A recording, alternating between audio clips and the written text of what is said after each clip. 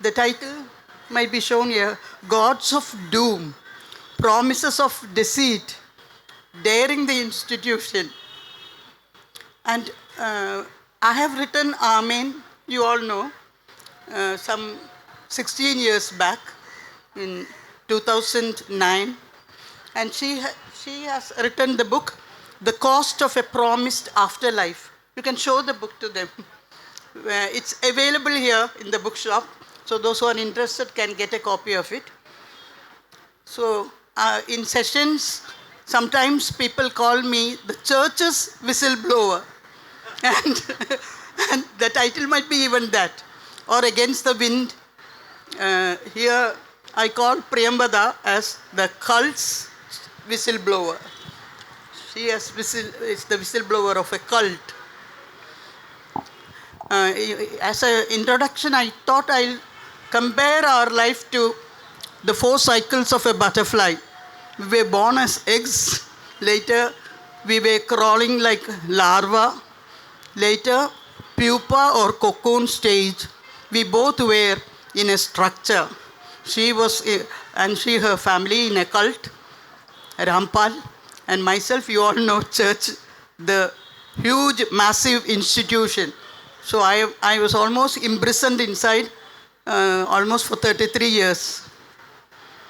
Now we have come out fluttering as a butterfly, and we enjoy, I say, 101% freedom now, not enjoyed by many women, especially women in the world.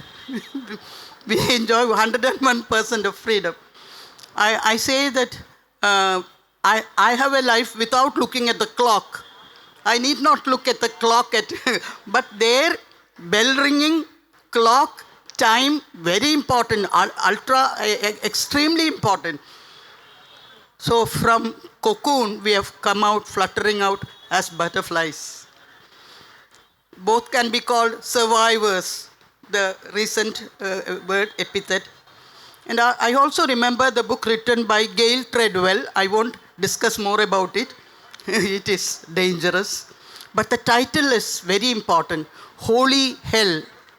That's what we both, or many of us endured. It is holy in the front parlor, but hell inside, behind.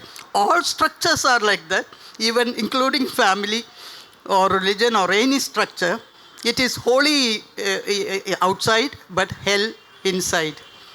So I remember that, and that is the apt title for all of us who are spending as a cocoon inside structures.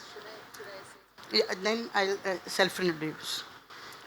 So I'll ask her to introduce herself, because many of you might not have read her book, and maybe it's new to you, A Strange Life. So after that, my self-introduction is not very important. So Priyamvada will introduce herself. Hi everyone. Well, Sister Jesme keeps saying that her book is not important and her story is not important, but I do not agree to that at all.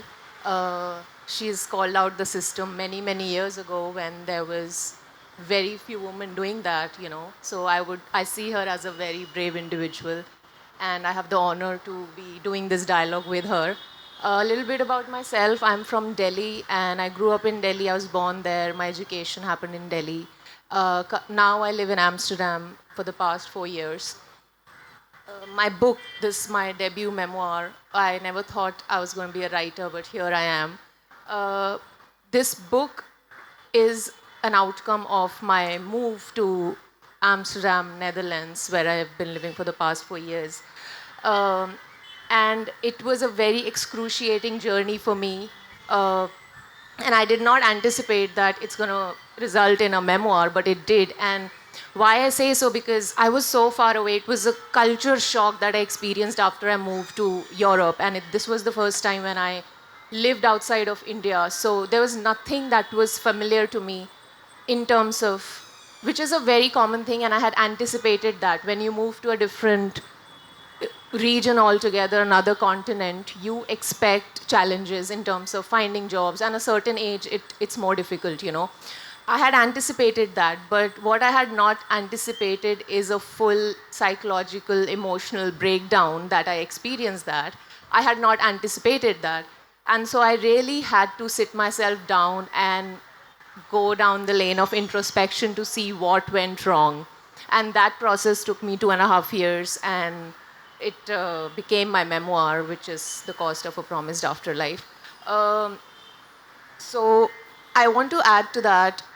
Yeah, another thing I wanted to say is that because I was so far away from where I grew up, I could see the systems that are put into place, and most people are not able to see that when you are inside those systems. And that systems can be religious institutions, that system can be patriarchy, that system can be, you know, so many socio-economic, social issues that we are a part of. But I was pulled out of that, and I could see from outside, and that was the first time I realized that many years of my life were consumed, were, taken away from me because I lived a life of restriction, and it was something no child should go through. And I'll speak more about my journey of how I entered this organization as we'll take the dialogue forward, and how I got out of it. But I want to just start the conversation by talking a little bit about what is the meaning of cult. There is a difference between organized religions, which her book Amen talks about. She questioned, the church. Um, well, when I realized what a cult means, the definition of it, it was after I moved out of India, because there's no education in India about what that can mean. So when I started looking at, anybody else who's written about, who's faced similar experiences that I faced, I picked up some books or research material, and all of that was coming from the US. Like, the educational, academic material about abusive systems, cults, was coming out of the West. And so I read all of that, and each line, I read through every line, and it hit me like so hard, because I was like, shit, I was part of a cult, and I didn't know that, and I didn't know what that meant, because in our country, we see that as our culture. There is a godman culture, there's a godwoman culture, and every second household will have a photo of some guru hanging in their homes. The impact, how intensely you're associated with that power, is a different thing. So cult, I'll just give a little definition of, like, cult can be anything. It can be a relationship, it can be a family, it can be a group of people. And there are different categories. It can be psychological, political, religious. It can be an organization. But what defines a cult is the characteristics of that structure. There can be a relationship which is cultic. And what are those characteristics? Those characteristics are coercion, fear, manipulation, abuse. These are the characteristics of that relationship or a group or an institution, based on which you can call it a cult. That language is not there in our country, so we don't use the word cult, right? And I have started using, I wrote the controversial religious cult, and everybody looks at me like, oh, because especially in the West, you're perceived as a weird person. You're in a cult, so you're a weirdo. And I want to talk to that. We'll talk about it today, and that no, that's not true. Like, there were reasons why my family went into it, and we'll talk about that more. But just wanted to give the meaning of a cult and the characteristics of it. So these structures are based on fear and manipulation and coercion, which most of us are not able to recognize. I was lucky that I was able to recognize that and do the needful. Yeah, so. We'll be giving and taking, like, I too will give you in nutshell my experience, which you have almost all of you know, but still a recap of what went. That is my love for Jesus, a romance with Jesus. It almost blinded me in a way. So I was attracted to the convent life. By my own will, I joined, thinking that this is a place of angels or religious people, or not religious but spiritual people. But entering inside only, I understood that It's all fake. It's all artificially constructed thing. It's a construct. So I started questioning within me, but I was a pious, very docile, very goody person. I always wanted to be in the good book of others, especially the congregation and the authorities there. So I never questioned. I thought. And while meditating, that meditation was a sort of conversing with Jesus. He was asking me, why don't you question? Why don't you react? You have language, you have education, you see injustice going on. This is not the life Jesus wanted people to lead. It's far away from the Bible, from the teachings of Jesus. But I told Jesus, I can't. I want to remain in the good book of everybody, to be a good person. But ultimately, or meanwhile, I got some courage. I started questioning not mildly, but even shouting. Because if I speak mildly, they again think that I'm not questioning at all. So I had to shout and tell them that this is what I ask. This is against the teachings of Jesus. This is against the Bible. Then I was ostracized in the convent. People didn't like to talk with me, to converse with me, being somebody who questions the authority. So someone who is bad. I fell into the bad books kept by people. This is what I would like to warn the people, that the society keeps two books, good book and bad book. We always want to be in the good book. So we commit all crimes to be in the good book of the society.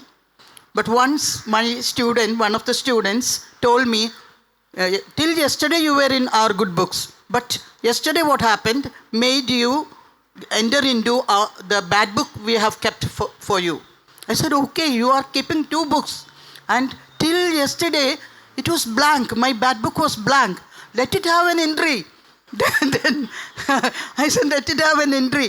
So beware of the society keeping two books. Be bold enough to enter into the bad book without doing anything bad or evil, because the society will do it. Accept it. Be happy about it. Then when I became the principal, they had to make me the principal because selection cum seniority grade. I was the senior most among the sisters. So no other way. So I became the principal. I had 7 years, but the second year I was gerawed by the great politicians and law students for collecting capitation fee, not collected by me. I was away for 25 days, but collected by my vice principal. And then I had to tell my authorities, if you want to collect capitation fee, do it in your place. That is the general aid or the provincial aid. I won't do it in my college because I'm scared. I pretended to be scared and said, I called all the parents and said, give only the government fees, not a single rupee excess. So the capitation fee was banished. The third year, I have 4 more years. How will they bear the financial loss? They calculated the financial loss, 4 more years. So they had to send me away, dismiss me from the principal chair. How? They can't, because I got the best principal award that year. The first thing coming to St. Mary's College after 60 years from Delhi. So they were worried and they wanted to stamp me insane. And they wanted to take me. They called Mother General. She came and told me that I know that you are sane, but they asked me to take you to psychiatric treatment. Then I understood. No way I can escape from that. If I surrender my brain or my will also to the authorities, it's not worth living at all. Because even if you commit crime, you are not a sinner. Even if you do good, you are not a virtuous person, because everything is decided by your brain. Then I told Mother General I want to meet my own mother, physical mother. And then my mother told them not to take to the psychiatric treatment for 1 month. Meanwhile, I escaped. So I really congratulate God or these people for planning to take me to psychiatry. So I am outside. Otherwise, I would still be in the convent at their feet, insane, taking medicine and laughing and smiling at all and doing some mischiefs also. But none can punish me. What a life. Then, then I escaped. I would like to come to that is when I look at it, how did we all fall in this trap? We are intelligent enough, we are educated enough. I had finished my MA when I joined. I joined at the age of 17 after my pre-degree, but I was asked to continue my studies, half inside and half outside. And like an amphibian, I was going on. And then I had to join, or I fell in the trap. How? I think of William Blake, who says that in the beginning, he has written songs of innocence and songs of experience. We are all innocent when we are born. That innocence is out of ignorance. But as experience comes, innocence goes. 90% experience means only 10% innocence. And by the time 100% experience, 0% innocence. But on that, you can build a super innocence. He gives the example of Jesus. Jesus knew everything if we consider him as God. Now I don't consider. Now I consider him as a good human being. So in those days, if a God who knows everything, still innocent, that is super innocence. So we attained super innocence only now, after coming out. So far we had been ignorantly innocent. So I would like to, and even Jesus said, not only be innocent, but be prudent.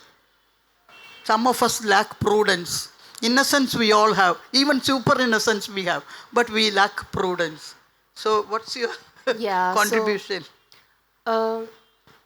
There's two things to it. One is that I to what she said, but I also want to say this in the beginning of the dialogue, that my relationship with God or spirituality or whatever you want to call it, it's very distorted. So I am not a believer of anything right now. I'm like a believer of being a good person, doing good. That's what I believe in. I believe in love. That's what I do, and that's what I believe in. How did I get into this trap? I was a child, so that's another story, being a child of parents who decided to join a group or organization where as a child you have no agency, you don't have any decision making power and authority in the household, right? So I was 9 years old. That's one thing. The second thing is the vulnerability angle that I want to add, like how especially in India, most people are so vulnerable because most of the systems are broken. We are living in broken systems, right? So people don't have any sort of certainty. They don't have certainty in terms of education. They don't have certainty in terms of healthcare. Maybe Kerala is slightly better. They don't have certainty for themselves or their children or for their future. So, and as humans, you are looking for certainty. You need certainty, right? So they go to people. Obviously, it's magnetic. You get attracted to sources which offer you certainty. And all these gurus, this whole system is based off that. They offer you certainty, but instead of that, in lieu of that, you have to follow certain restrictions, you have to follow a certain lifestyle. And then it becomes a trap of like, what you can and cannot do is decided by someone else for you. And you have handed your power, your autonomy as an adult to another human being who's claiming to be more powerful than you are or more godly than you are or whatever it is, right? And so I was 9 years old. My mother was diagnosed with brain tumor. And if you read my book, get a copy of my book and read it, I've also written how the first 9 years of my life were, which were very, very normal, and they were very happy. They were not perfect, that's hard. But they were happy. My parents wanted us, me and my older brother, to be educated, to experience everything that life has to offer. They used to take us out for all the movies and films and entertainment and the concerts and whatever was possible. And, they were possible for them because they were middle income group, right? And both my parents were also disabled. They both had polio. They had so much vulnerabilities within them that they had carried all their life. And so when my mother was diagnosed, but still they were doing an excellent job as parents and raising me and my brother, uh, sending us to English medium private schools, and just like they were going like they were doing the best they could. And so when she was diagnosed with brain tumor in 2000, that's when they just couldn't keep it together. When they faced death is when they lost all their rationality, when the doctor told them that, you might die, you might become, you'll get paralysis in your body, whatever.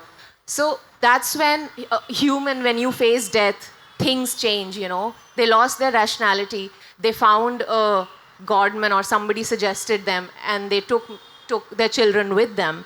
And I was 9. I did not know what to expect. I trusted my parents. And so my story is also about what happens to the children who become part of these institutes. And it took me 20 years to, I was in and out of it. So it was a whole journey. It's not like one fine day you wake up and you realize that, oh, something is not right. Because when you enter these systems, it becomes so much psychological.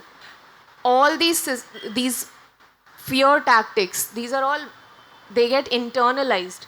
So even though I started rebelling many years ago, but to deal with the guilt, to deal with the fear, to deal with all that has been drilled inside you takes a really long time. So yeah, that was my story of how as a child I got in it, and it's not fair. Yeah, it's Yeah. fair. It's fair enough. Share it. Let Yeah. everybody know. No, I mean, and in the sense that no child Yeah, should yeah. No, go children. through that. And so it's also parents' responsibility to, To ward off yeah, from such yeah, traps. yeah. But at the same time, it's more nuanced than that. Because if the parents are so vulnerable, they cannot make the right decisions, Yeah, yeah. So yeah. I would like to talk about the patriarchy or androcentric attitude in all structures, every structure, especially in the church, because we are talking about the cult of the church. Um, I think that it is church or such structures are more androcentric than the society outside. It's terrible because we are imprisoned in a place and we can't escape. In a society also, there is that patriarchal sway, control over every person, but we can at least breathe fresh air, at least we can move, run away and escape or to revolt. But this is here it is in a density, the density is high. That's why, because we cannot react. We are passive there. We are not able to. Do you want to contribute something about that? The patriarchy, you have been telling that, no? Patriarchy, yeah, it's a big theme of my book. Like, I think I'm 33 now. I think 3 decades of my life have just gone fighting patriarchy. But I would say you fight patriarchy by questioning in your own homes. And I feel that's the most difficult part, and that's what we generally skip. And we are like, no, we are fine. We are the good ones. They are the problem. That's a common narrative. Patriarchy, how it played around in my life. I was fighting 2 patriarchal systems. One that was within the family system, which is like accepted and normalized that yes, father is the decision maker and the authoritarian, the person of authority in the house. And I grew up in that, and there was also like hints of domestic violence and those kind of things. But it was not unbearable to a point where you're like, but as a child, it sits with you. You internalize those moments.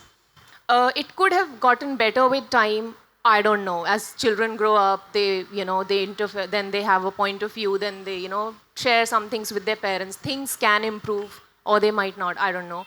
But in my situation, it all halted at when I was 9. In 2001 is when my parents and me and my brother got initiated into this group, this Godman-led group, and that was in 2001.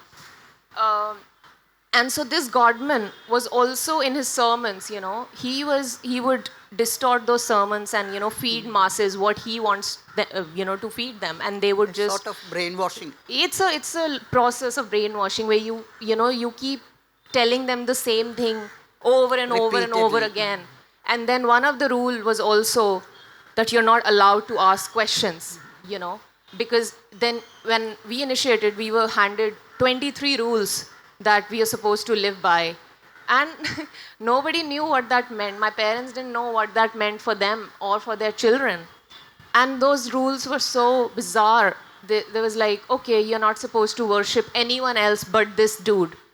But you're also not supposed to enjoy life. You're not supposed to sing. You're not supposed to dance. You're not supposed to celebrate any festivals. You're not supposed to eat meat or whatever, eggs, non-vegetarian stuff. Alcohol is the worst. You'll be born as like your next life. You'll be born as a pig. You'll be slithering in gutters. So there was a long list of 23 rules that my parents, they were stressed out because my mother's death was hanging in front of them. So they did not really, I think, go through it properly of what that meant. And when you read the book, you'll know there's a miracle that happened, which was not really a miracle, but that's how it's manipulated, and the people are made to believe that a miracle happened. So then that's a hook. Then after that, you're taken in. Then it's hard to get out. But patriarchy. This man would give, say things like, women are supposed to behave this way, women are supposed to not incite anything in the society, you're supposed to, cover your head. Very, very patriarchal, lectures. And it was in Haryana, which is already a very deeply patriarchal society, and also like Delhi. And so it only increased the patriarchy which was there in my house. Yeah. So it only emboldened the patriarchy in my father or in my brother, So, and then I had to fight that, the cult, rules of the cult. And then I had to then stand in front of my own family, my father and brother, and say that I am not going to follow anything that you say. And for a young person, I mean, but patriarchy has been a recurring theme throughout my life. And I have just stood and like questioned it and rebelled against it. And I have done that in my own house, which is probably the hardest thing for a young person to do, and I would encourage that, actually. So her father and brother were quite happy about Rampal and the cult because the women are subdued there. So they are happy. And her mother, in a delirium, she doesn't understand anything. Next thing I would like to say is, I honor an atheist far better than a blind believer. I told to the atheist this thing. Then, because these blind believers become almost terrorists, and they are to protect the God we venerate. Why do the believers, God should protect us, that's what our concept. But the believers are going to protect God. And I find, I read it in her book also that. And we don't understand that. We all join the army to protect this God who should protect us. So what a paradox. Yeah. Yeah, continue. No, it's just... Yeah, it's okay. They'll follow. So this organization that my parents fell into, and by default me and my brother, which is talking about protection. This godman is imprisoned right now. He's in jail because of the things that he's done. Well, that's really distracting. You continue. They will be able to. So in 2006, there were riots at his ashram. Sorry, I'll just let that pass. Very distracting. Okay. So talking about protection, this guy took the state, everything in his hands, In 2006, there was the first riots at his ashram in Haryana, and me and my family, we used to visit there a lot. We used to stay there for long stretches because my parents wanted to live there. And I was a child of like 12, 13 years old, and I didn't know what was right and wrong. I was just following my parents' lead, and I just wanted my mom to feel better, to get healthy. So I would do anything that would make her healthy, right? And so we were made to sit outside the ashram as human shields. I've written that in the book. Yeah, that's the word, human shield. The believers are the human shield to protect that Rampal. And now when I think about it, I've come so far away from the world that I was a part of. It's almost unbelievable that I have lived that life. They would make us sit on some random highways under the scorching like North Indian sun, 45 degrees. And they had, because this government particularly would attack other groups and other religions and other sects, he made a lot of enemies.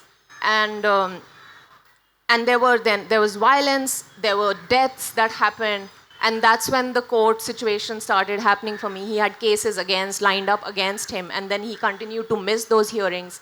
And then in 2014 is when he became actually controversial, when in another ashram, he had a massive riot, and there were many deaths, and crores of, the state's money was used to capture him. And that's really terrible how they create this military of brainwashed people. It's almost like a mob who cannot decide what's right, what's not right. They're like zombies, and they were literally holding guns, they were holding all sorts of bombs, and they were protecting this guy. Yeah. And but yeah, the police was able to finally capture him and put him in the prison. Luckily. Yeah, but then Yeah. So the recent film Echo tells you one thing, that protection means restriction too. So here also this protection is restriction. I just add to that point, that's all. Now another point I would like to is vow of obedience was like a hammer in the church. In even family, everywhere. We have three vows: vow of chastity, vow of obedience, and vow of poverty. Poverty is laughable. We have all resources, still we are poor. We shouldn't give alms to the poor, because the authorities say that we are poorer than the beggars. So don't give alms. So before Second Vatican Council, vow of obedience was the highest among the three. All are equal, but some are more equal. So vow of obedience is a bit higher. But after Second Vatican Council, the popes said that vow of chastity is more important. Chastity not in the mean of being chaste, but love. Love for Jesus people. Love for the people. So chastity comes number one. But the church is not ready to accept that. Even in this 21st century, the church is holding that hammer of vow of obedience and just making all people, because they are scared. Why are they punishing the believers?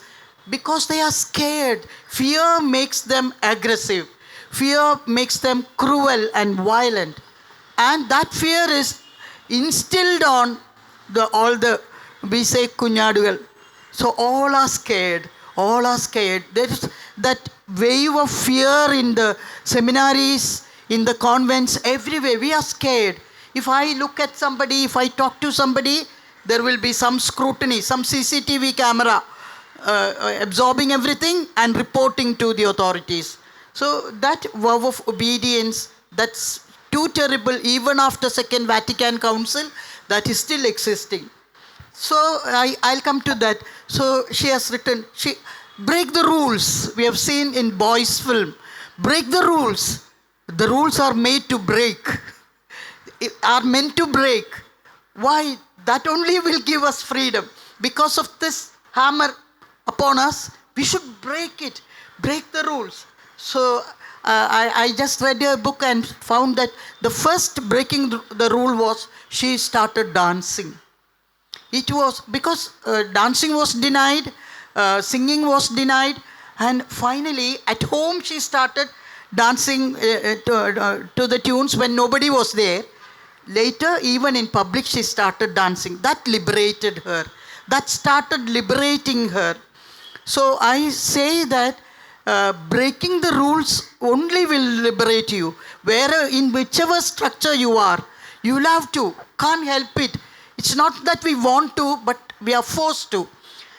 So I remember what water therapy did to Helen Keller and Anne Sullivan. Water pouring, and then she was, the revelation came to her. So also that dancing event liberated her in a way. Later she has written, confessed that she has had the taste of drinking, smoking, etc. Very innocent sharing. I wrote about my Bangalore event experience, and that shows that we are ready to reveal everything. Then only the autobiography or the memoir is complete. She also has done that. Whatever she has done, she has. So I just want to add to what you're saying. It's like breaking the rules, right? I just could not. Also, my experience as a girl becoming a woman, I had different experiences, and I saw that experience of my mother was not pleasant. I was just able to see that what is being promised, it's not being delivered in my house. We were utterly dysfunctional. We were so unhappy. My parents started fighting. My mother was not getting better.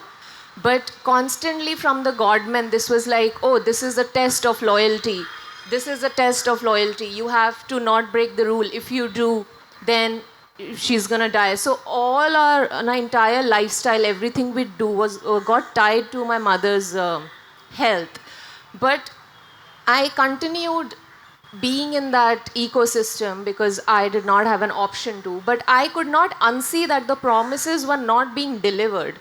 I was not happy. I could see that my parents were not happy. Nobody was happy. So, and then it only got worse. At a point where my mother left the home and she just, got a bit deranged, and she just, because of the disease, but also because she was not allowed to take medication. So it was really bad like that, and she left the house because she was like, okay, I'm done with the worldly responsibilities now, I'm gonna go. So it was and then there was violence in the house because all that, rules was disturbing the functioning of a family. Because when the father is not the authority figure anymore and he's being replaced by another man who's more powerful, it obviously affected his power position, right? And that created more disruption in the house, within the household. So my breaking rules started from there, where I just felt quite like natural. it was so suffocating for me as a child, because also I was not physically confined to one ashram. We would go there, but also I had a taste of the world outside. So I was going to the school, I was getting education, I was meeting other kids in the school, right? So I could see what they were doing. Like in summer vacations, we used to spend all the time in the ashram. But I've also written this in the book, right? When I would go back to the school, other kids would tell their stories of travels, like they'd gone to Europe or they'd gone to some hills or some beaches or whatever. And then I could not share my experience, like I was living in an ashram, right? So I was like, okay, so there were things which made me feel I was a misfit.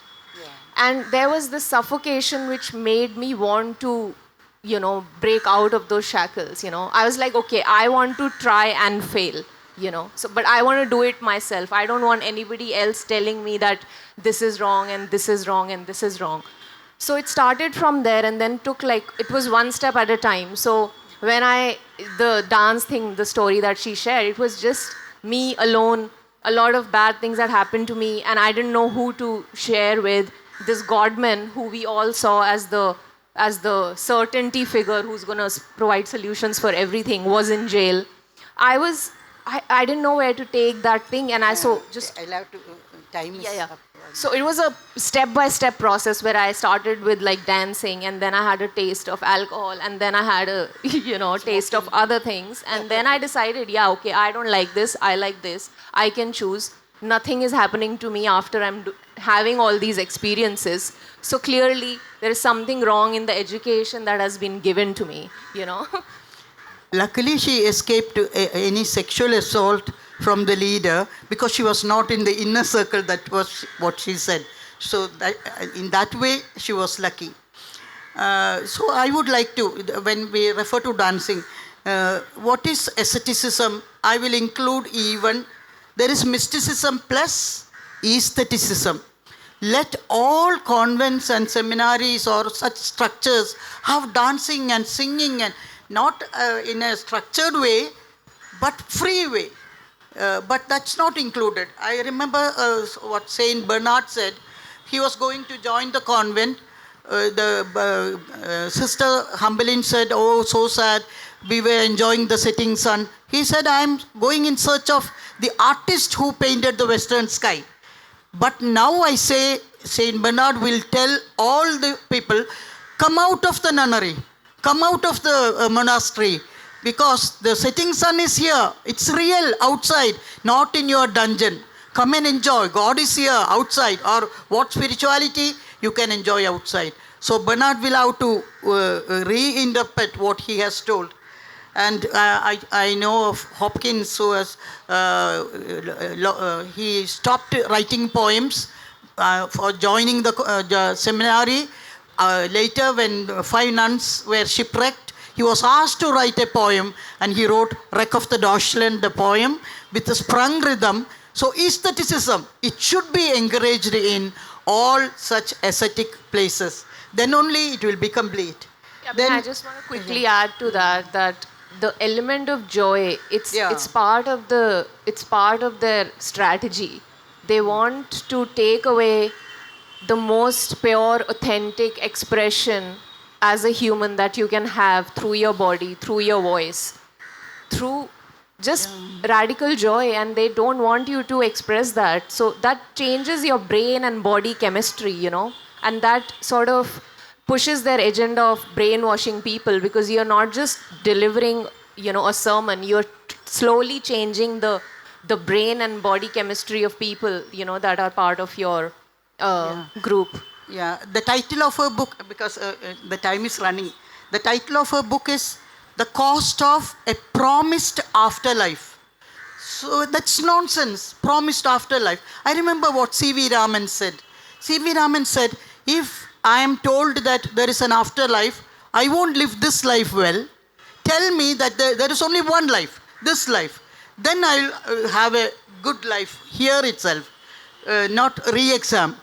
Let me face the only exam I have, and don't wait for re-exam to improve. So that afterlife concept is nonsense. Absolutely, it is. I see my family, it hurts, but there are some things you can control, there are some things you cannot control. To see my family lose themselves to this dogma, and there's no way to pull them back out of it. And they're only preparing for afterlife. It's Not just this sad life. to see, because they do not live like normal people. They don't engage in celebrations. They think it's gonna take them somewhere else in the afterlife where they're not supposed to be. So it's unfortunate that people are so many millions, and it's not just my story. It's just that these stories are not coming out because people in the cult don't have the articulation. Most of the people in these groups are from a lower socioeconomic background who do not have the words to articulate their experiences. I'm probably the first of its kind book coming out of South Asia, actually. I hope more comes out of it. Well, we are tight on time, it seems, right? I'll add to one more. Please That is, I would like to tell all men and women, especially to women, society is there to throw bad names on all of us. I was called mad. Later, I was termed prostitute. Later, Lady Judas. Lady Judas. Then one seminarian here in Trivandrum called me, you are a fallen angel. Fallen angel is devil or Satan. But he called me fallen angel, sweet name. So many names will be thrown upon you by the society. If it fits you, if the cap fits you, you wear it. Otherwise, don't mind it at all. Walk with raised head. Walk forward with raised head. Don't take up all these blames on you. Then the punishment giver will be punished. Now the church has no more names to bestow upon you. they are exhausted. Now I think you would like to give a message to parents and girls. No, I feel everybody will find their own way, but education does play a big role. If there's education about certain things and more preventative models, there is a way that people may not fall into these systems. That's the But for me, I mean, very much. So I just want to end by, I was a girl that was in the system. I fought these systems. I came on the other side. So I just want to tell the girls who are listening and also parents of, children, uh, especially to the girls, the message is that when I was growing up and I didn't know what to do and I was confused and alone, I did not stop dreaming and hoping for a free life, of a happy life, in which I was truly loved, not love disguised as control, but I was truly free, and I did not stop dreaming about that, and it didn't come without a cost. I had to, fight, and I stood by myself. I trusted myself when nobody really did, and I did not succumb to the trap of marriage, because that's just sits on your head as a teenage girl. Even if your parents are supportive, there is this unspoken tension that you have to give into it, and most girls unfortunately do. I did not, and I probably am the happiest in my life that I have ever been. I live in Amsterdam. I have a loving husband. I have a loving, fantastic friend circle. I'm living my best life. And had I not stood with myself, I do not know where I would have been in today's time, probably rotting in the cult somewhere. But so that's my message to the girls, to like not stop dreaming and to ask questions. But also to the parents, just like 30 seconds more, is that just trust your kids. Like, do not cut their feathers. Trust them. Love has to be unconditional as a parent, and it's not easy. I mean, that requires practice also. That is something I would expect from my parents, so this is what I had expected of them as a child, so yeah, that's about it. Just yeah, thank you. It's very apparent that you're both women of strength. You're very strong women. Uh, it's not easy to take on the system. Where did you draw your strength from? That is number one. And a follow-up question is, now I gather that God may not be a giver of strength, but you may find yourself, your inner core depleted if you are actually a believer.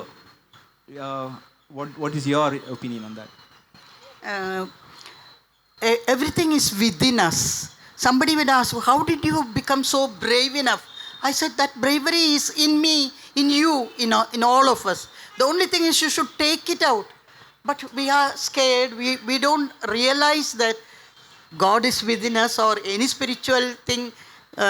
Maybe I say God, now I mean nature or conscience or whatever good is in everybody.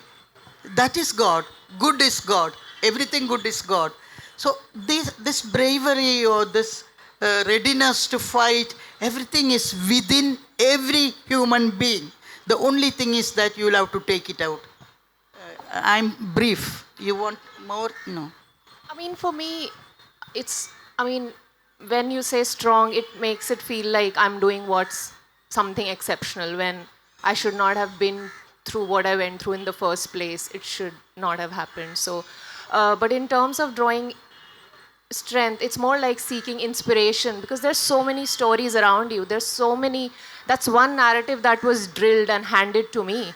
But that does not mean, and I was told that that is the only true narrative that you're supposed to believe in. But I choose not to. There are so many different people, so many different stories, so many different realities. So when I opened myself and the process of questioning and, finding my curiosity back, and in that process, you get so inspired by there's people around you and in the world, So I think that's where I seek inspiration from. And, people have stood up for themselves and for a larger group of people in the past, in the present. That'll continue to happen. So I choose to look away from one narrative and look at, people and stories around me which inspire me. So I think that was a big part. Thank you. First of all, thank you so much for your today's share of your stories. And it's one of the bravest public talk I have ever heard. I just would like to ask you, after going through so much and fighting so hard, is there still something that stayed with you? Maybe the background of your mind tells you sometimes some patterns of behavior, thoughts, ideas, and how you deal with them now? There is a sort of trauma following us in a way, because even after 17 years, I'm in sweet 17 now, in the new life. So even after 17 years, when we are ostracized in the society, simply because, she's a bad woman, like, so we feel a sting inside. But again we'll come out. Oh, this is also a part of life. So we accept it. I think that if I had not been inside the convent for all those long years, 33 years, I would have been a very docile, powerless person. That they made me mature enough to face, courageous enough to face all the trials, because that's a sort of ordeal transforming us into a butterfly or in a strong person. So I don't regret that I had spent all those years inside. I don't think that even Priyamvada, you can. For me, first of all, 4 years ago, till the time I was not outside of India, I was in India. I never thought that there was a story to my life, or because you see so many people around you. You see everybody has something going on. So I'd never thought there was exceptionally wrong with me. But it was only after I moved to the West and all my scars, traumas came up to the surface, and then I couldn't function as an adult, and I had to stop and figure it out. I was lucky, and I was in a place of privilege where I had resources of support. I started therapy for the first time.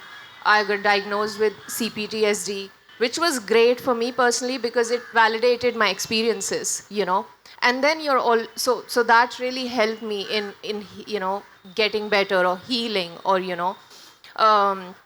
and then to surround yourself with in love and safety of people that care for you. That is very important for me. Of course, whatever experience I had took like such a large chunk of my life. So it won't just like in a snap, I won't just come out of it. It takes time and it takes effort. It takes resources if you're lucky to have those resources, which I feel I'm lucky to have them with me. When I was writing this book, I did not attach the idea of catharsis that after writing this book, I'll be liberated. It just had to happen. I had to do it. I did it without having much expectations. And I'm very proud of myself that I was able to do that.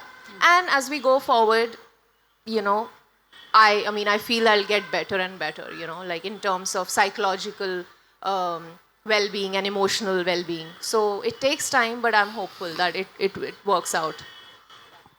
Ma'am, you spoke of education, but even in Kerala, the enlightened states, most of the institutions are controlled by religious people. So the education that is at present provided for is a murderous absurdity. So there, I've been in the department for more than 35 years. So none of the teachers have any scientific temper at all. They are brought in as dogmatic, only very few.